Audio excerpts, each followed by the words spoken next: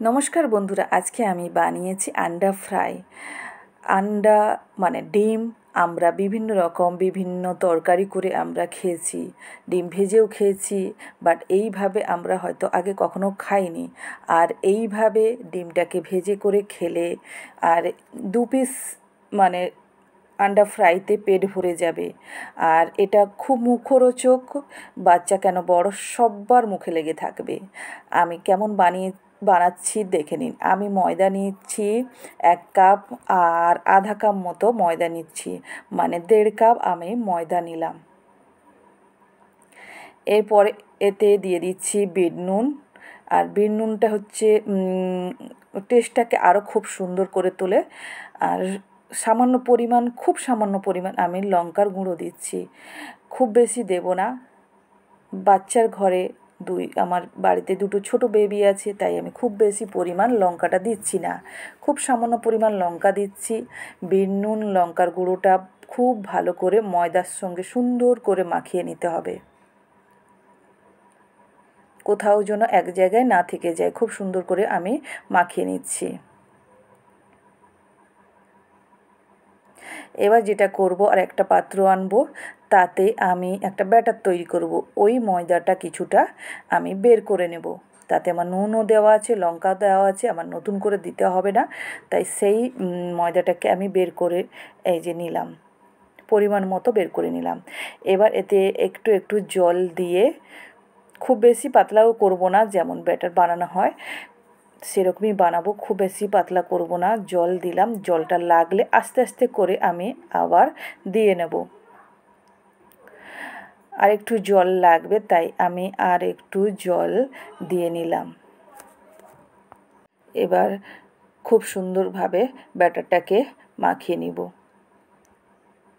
ব্যাটারটা যত সুন্দর হবে তত কিন্তু প্রত্যেকটা খাবার খুব টেস্টি এবং খাস্তা হবে এবং খুব সফট হবে। আর তাই ব্যাটারটাকে যেন গুটলি না থেকে যায়, সে খুব সুন্দরভাবে ব্যাটারটাকে ফেটিয়ে নিতে হবে। এই যে আমি ফেটিয়ে নিচ্ছি।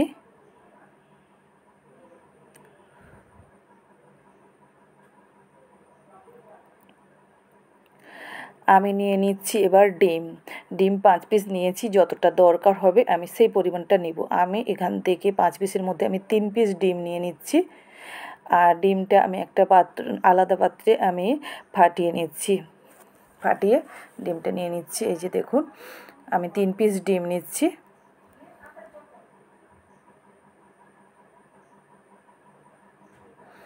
এবার এতে দিয়ে দিচ্ছি কোচানো পেঁয়াজ, পরিমাণ মতো লবণ,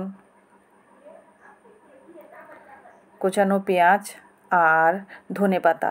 কাঁচা লঙ্কাটা আমি দিচ্ছি না, কারণ কাঁচা লঙ্কাটা দিলে আমার মেয়ে খেতে পারবে না, আর আমি বেছেও দিতে পারবো না হয়তো এইভাবে, আর তার জন্য আমি দিচ্ছি না। এবার আপনারা চাইলে কাঁচা লঙ্কাটা দিতে পারেন, আর না হলে গোলমরিচ থাকলে, যেটা ডাস্টটা ওটা থাকলে ওপর থেকে ছড়িয়ে খাওয়া যায়। আমি ডিমটাকে ফেটে নিয়েছি, একটা কড়াইতে গরম হয়ে গেছে, তাতে তেল দিয়ে ডিমটা বসিয়ে দিলাম। এবং ডিমটা আমি খুব পাতলা করব না, তার জন্য আমি কড়াইতে দিলাম। এবার আমি চামচের সাহায্যে ডিমটাকে আমি সাইডের দিকে মিলিয়ে দিব।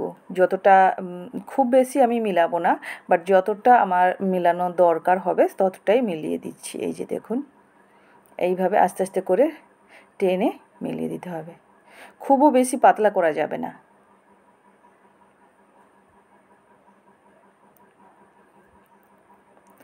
ডিমটা আমার এক সাইড হয়ে গেছে, এবার আস্তে করে আমি উল্টে দেব।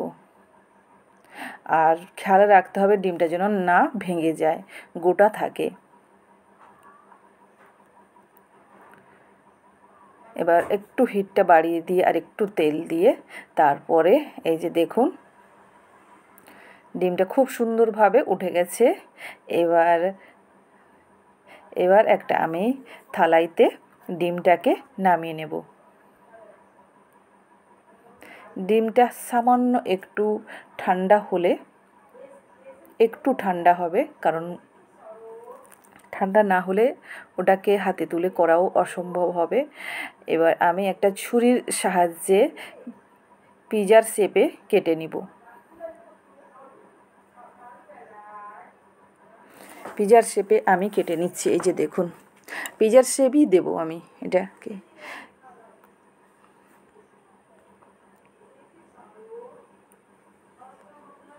আবার থালাটাকে ঘুরিয়ে পিজার শেপটা দিয়ে নিচ্ছি। প্রত্যেকটা পিস এইভাবে আমি কেটে নিচ্ছি। এই যে দেখুন, এই যে আমার দেখুন, এবার আমি সরিয়ে দিচ্ছি। আমার কাটা কমপ্লিট। আমার পিস করা হয়ে গেল ডিমগুলো। একটা পিস হাতে নিয়ে এইভাবে ব্যাটারে প্রথম ডোবাবো। তারপরে এই যে ময়দার এটা রেখেছি, ময়দার ডাস্টটা নুন লঙ্কা দিয়ে যেটাকে আমি এটা বানিয়েছিলাম, সেটাই মানে করে শুকনো ময়দা দিয়ে তারপরে আবার আমি ব্যাটারে ডুবি আবার শুকনো ময়দা দিয়ে এবার এটাকে আমি এইভাবে প্রত্যেকটা করে নিব। এবার প্যানে আমি তেল গরম করে নিয়েছি, একটা একটা করে ছেড়ে দিচ্ছি। এই যে দেখুন,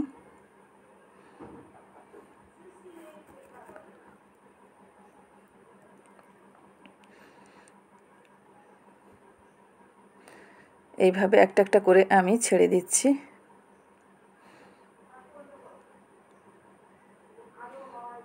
আর একটা দেওয়া যাবে, তাই আমি আর একটা দেওয়ার জন্য জায়গা করে নিচ্ছি।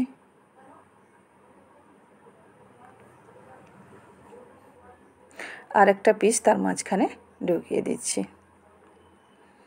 এবার এটা খুব ভাজা হবে। হিটটাও একটু বাড়িয়ে দিয়েছি আমি। এক সাইড হয়ে গেছে, আস্তে আস্তে করে আমি এবার উল্টে দিচ্ছি। এই যে দেখুন, আস্তে আস্তে করে আমি উল্টে দিচ্ছি।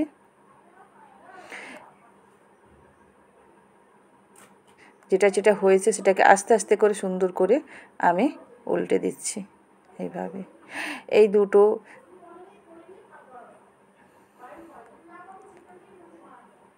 দুটো লাস্ট দেওয়া হয়েছিল, তো একটু টাইম লাগবে হতে, তার জন্য এই দুটোকে আমি উল্টালাম না।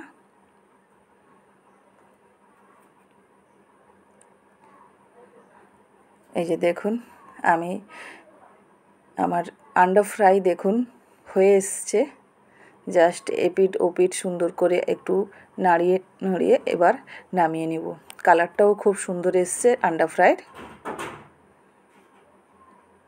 এই যে দেখুন, খুব লোভনীয়, খুব টেস্টি হয় আন্ডা ফ্রাইটা। এটা 1-2 পিসে হচ্ছে বাচ্চাদের কেন বড়দের কেন পেট ভর্তি হয়ে যাবে, বাট 1 পিসের ডিমে 2 পিস ডিমে খুব মানে পেট ভরে যাওয়ার মতো নাস্তা হলে, খুব মজাদার নাস্তা হলে, টেস্টি নাস্তা হলে ভালোই তো লাগে। এই যে দেখুন, আমার অলরেডি কমপ্লিট রেডি হয়ে গেছে। এবার আমি আস্তে আস্তে করে এটা থালায় নামিয়ে নিচ্ছি। যে দিকটা মনে হচ্ছে যে একটু বাকি আছে ওই দিকটা আবার উল্টে দিচ্ছি।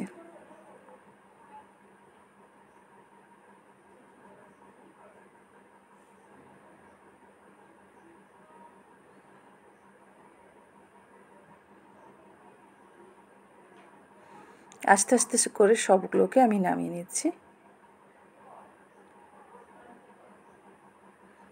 আন্ডা ফ্রাই ভাজার জন্য হিটটা বেশি লাগে, সিমে রাখার কোনো দরকার নেই। এবার বাকি আমার 3 পিস মতো আছে, ওই 3 পিসও আমি প্যানে তুলে দিচ্ছি।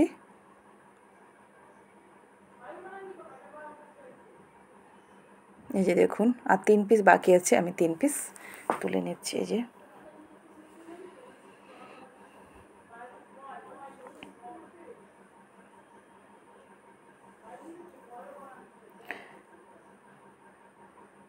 এটাও হালকা আঁচ ছিল, আমি এবার হিটটা দিয়ে দিয়েছি।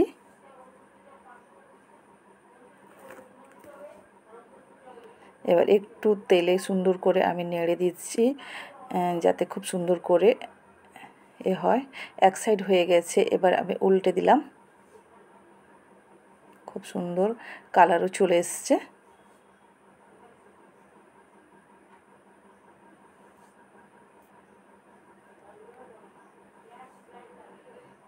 দেখুন আমার দ্বিতীয়বার আন্ডা ফ্রাই 3 পিস বাকি ছিল, ওটাও আমার হয়ে গেছে।